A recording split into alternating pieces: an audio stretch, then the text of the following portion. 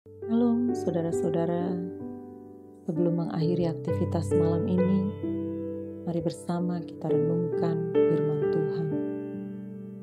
Ada seorang laki-laki yang baru menikah, lalu tinggal di rumah mertuanya. Beberapa saat tinggal bersama mertuanya, ia merasa sangat kesal dengan ibu mertuanya, yang menurutnya sangat menyebalkan, cerewet dan angkuh sekali. Setelah 2 tahun, cukuplah baginya merasakan penderitaan itu. Ia memutuskan untuk mengakhiri hidup ibu mertuanya. Setelah memutar otak, ia pergi mendatangi seorang guru tua yang paling sakti di daerahnya. Dia bercerita dengan penuh kegeraman tentang ibu mertuanya. Sang guru tersenyum dan mengangguk-angguk. Diberinya sebotol cairan yang menurut petunjuk sang guru adalah racun yang sangat mematikan. Syaratnya harus diberikan sedikit demi sedikit selama 2 bulan. Dan dalam memberikan itu ia diharuskan bersikap manis, berkata sopan, dan menunjukkan kasih serta selalu tersenyum. Hal ini supaya sang mertua tidak curiga. Akhirnya dia melakukan seperti yang dikatakan guru tua itu. Dengan penuh kesabaran hari demi hari, ia mulai meracuni si mertua. Tentunya dengan sikap manis, tutur kata yang lebih sopan, dia menunjukkan kasih dan selalu tersenyum. Perlahan namun pasti ia mulai melihat perubahan pada mertuanya. Ada satu hal yang membuatnya bingung.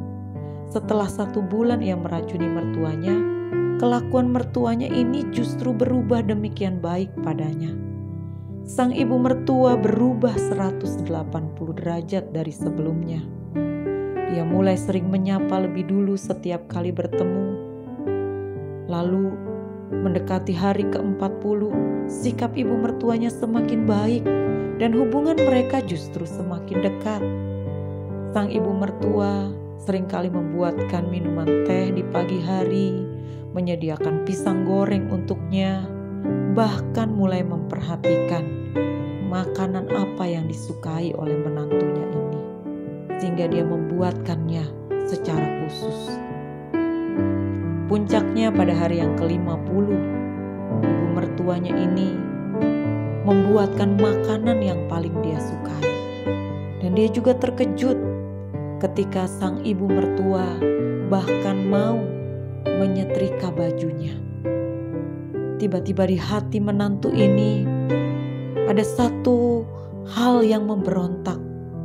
Muncullah rasa bersalah yang makin hari makin kuat.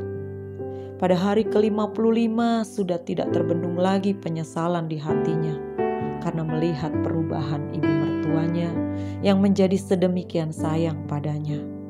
Akhirnya pergilah ia kepada guru tua itu, dan dengan terbata-bata penuh penyesalan, dengan rasa berdosa ia memohon-mohon untuk dibuatkan penangkal racun yang pernah diberikan sang guru kepadanya.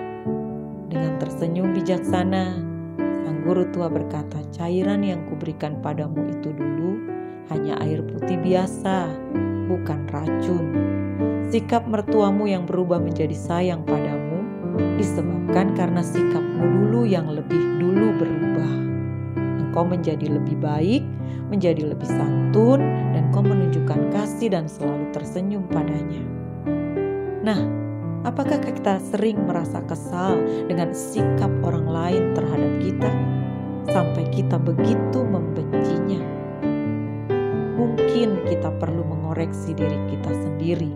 Jangan harapkan orang lain berubah, tapi kitalah yang harus berubah lebih dulu.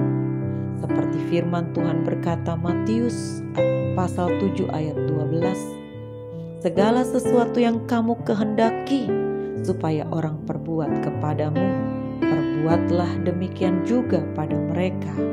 Itulah isi seluruh hukum Taurat